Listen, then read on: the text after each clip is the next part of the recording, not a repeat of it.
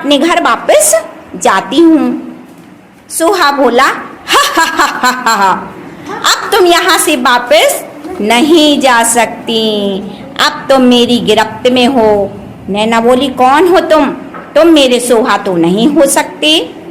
सोहा बोला, हाँ सही पहचाना लड़की, मैं तेरा सोहा बन के आया था, लेकिन मैं एक राक्षस हूँ और बहुत दिन से प्लान बना रहा था कि मैं तुझे और तेरी बकरियों को खा जाऊंगा। हा हा हा हा हा, और आज मुझे इसका मौका मिल गया है। नैना ने बहुत तेजी से पीछे मुड़कर बाहर दौड़ लगानी चाहिए, लेकिन नैना पीछे की ओर खिंची चली जा रही थी। नैना भाग नहीं पा रही थी। जब उसने इस तरफ मुंह किया तो देखा कि उसकी बकरियों को 3 बकरियां हवा में उछली और तीनों बकरियां सोहा अर्थात उस राक्षस के गले में मुंह में जाने लगी। उसने उनको जिंदा ही निगल लिया। ये देखकर नैना बेहोश हो गई।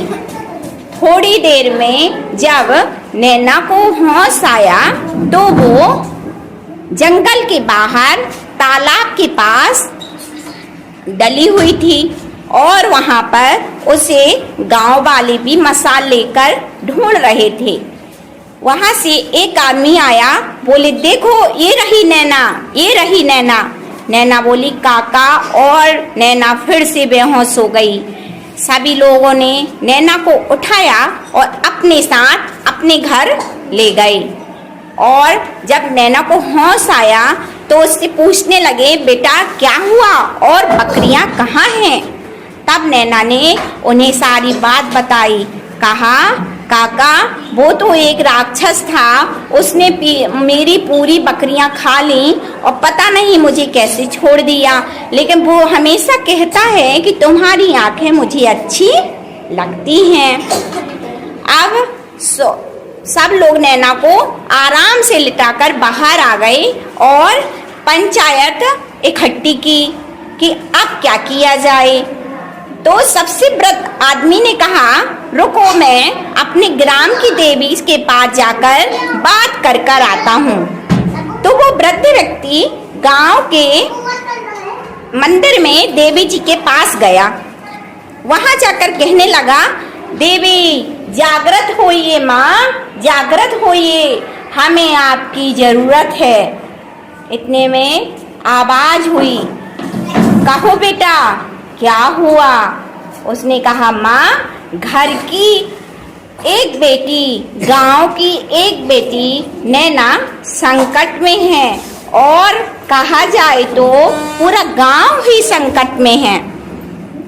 माँ ने ध्यान करते हुए कहा, हाँ बेटा, वो एक बहुत पुराना राक्षस है जो कभी हमारे गांव की सीमा के पास नहीं आ पाया, लेकिन नैना की आंखों में जो कसक है उससे खिंचा हुआ वो हमारे गांव की ओर आकर्षित हो गया है।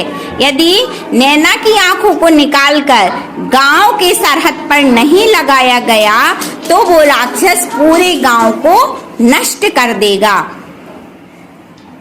वृद्ध व्यक्ति कहने लगा कि हे माँ, ये कैसे संभव है कि हम अपनी जीती जागती बच्ची की आंखों को निकालकर गांव की सरहद पर लगा दें। माँ बोली, यदि तुम नहीं लगाओगे तो नैना को तो राक्षस ले ही जाएगा, साथ ही पूरे गांव को भी खतरा है। अब तुम्हारी जैसी मर्जी हो वैसा करो। इतना कहकर देवी जी गायब हो गईं। वृद्ध आदमी वहां से वापस आया।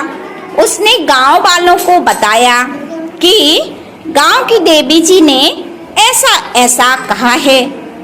गांव के व्यक्ति बोले, वो तो ठीक है, लेकिन एक जिंदा लड़की की आंखों को कौन निकालेगा? एक पहलवान बोला, मैं निकालूंगा, मैं निकालूंगा। इतने में आवाज आई, नैना मेरी नैना आजा, तालाब के पास आजा। और नैना बेहोशी की हालत में ही उसी तरफ खिंची चली गई। रात के 10:30 बजे थे उस समय। नैना खिंची चली जा रही थी। गांव वाले उसे तेजी से पकड़े हुए थे, लेकिन फिर भी नैना के साथ गांव वाले भी खिंचे चले जा रहे थे। पहलवान ने नैना को बहुत तेजी से धक्का दिया और नैना का सिर पत्थर पर लगा। तो नैना बेहोश तो थी ही, शांत होकर वहीं पर लेट गई। हिम्मत करके पहलवान ने उसकी आंखों को निकाला।